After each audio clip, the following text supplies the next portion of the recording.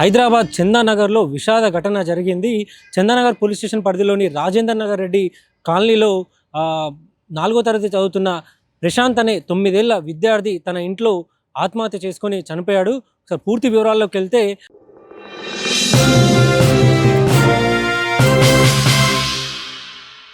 రాజేంద్ర నగర్ రెడ్డి కాలనీలో స్థానికంగా ఉండే కృష్ణవేలి టాలెంట్ స్కూల్లో ప్రశాంత్ 4వ తరగతి చదువుతున్నాడు.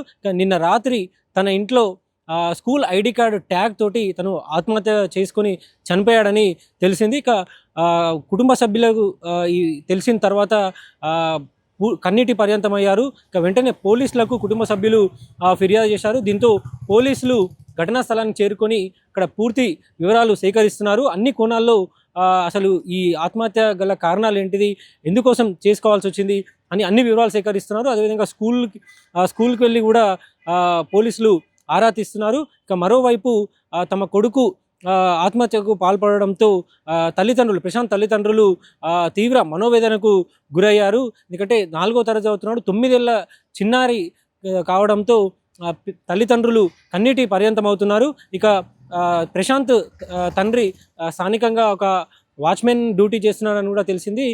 అయితే ఇది స్కూల్ పరిధిలో జరగలేదు, కేవలం తన ఇంట్లో మాత్రమే జరిగిందని కూడా పోలీసులు ఒక క్లారిటీ ఇచ్చారు.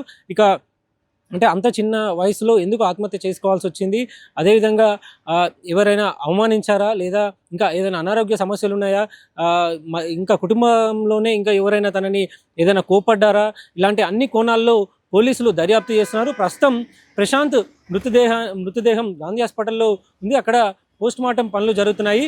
ఇక చందానగర్ పోలీసులు ఇప్పటికే ఈ కేసుకు సంబంధించి అన్ని కోణాల్లో ఆలోచిస్తున్నారు. ఎందుకంటే 4వ తరగతి చదువుతున్న ఈ విద్యార్థి ప్రశాంత్ చనిపోవడం గల కారణాలు ఏమై ఉంటాయి, అలా అన్ని తెలుసుకునే ప్రయత్నంలో ప్రస్తుతం పోలీసులు నిమగ్నమై ఉన్నారు.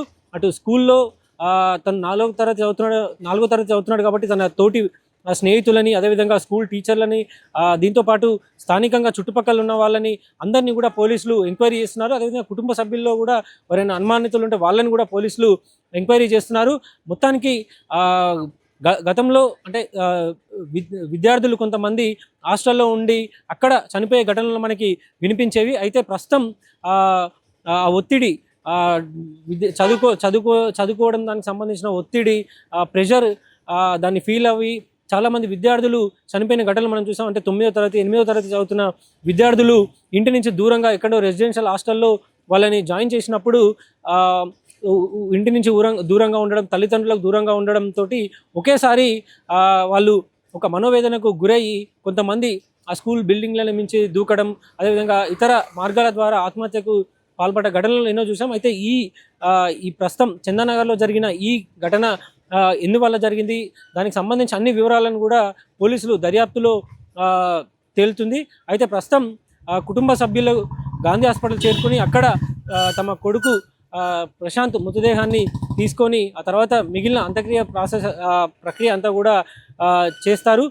మొత్తానికి రాష్ట్ర వ్యాప్తంగా అంటే ఒక 4వ తరగతి చదువుతున్న 9 ఏళ్ల విద్యార్థి, అంటే అంత చిన్న విద్యార్థికి ఏం కష్టం వచ్చింది, స్కూల్ ఐడి కార్డ్ ట్యాగ్ తోటి చనిపోవడానికి గల కారణాలు ఏమై ఉంటాయి అని, అంటే తన ఫోటో చూస్తే కూడా అందరినీ తన ఫోటో ఎంతో ముద్దుగా ఉన్నాడు, అంత అందంగా ఉన్న బాబు ఎలా చనిపోయి ఉంటాడు అని ఒకసారి చూసిన ప్రతి ఒక్కరు కూడా, అంటే మీడియా ఛానల్ అన్నీ కూడా ఈ కథనాన్ని ప్రచారం చేస్తుండడంతో ఆ టీవీలలో చూసిన ప్రతి ఒక్కరు కూడా అంత చిన్న వయసులోనే ఏం కష్టం వచ్చి ఉంటుంది, ఎందుకు అలా చేసుకున్నాడని కూడా అందరూ ఒక జాలి చూపిస్తున్న సందర్భం కూడా ఉంది.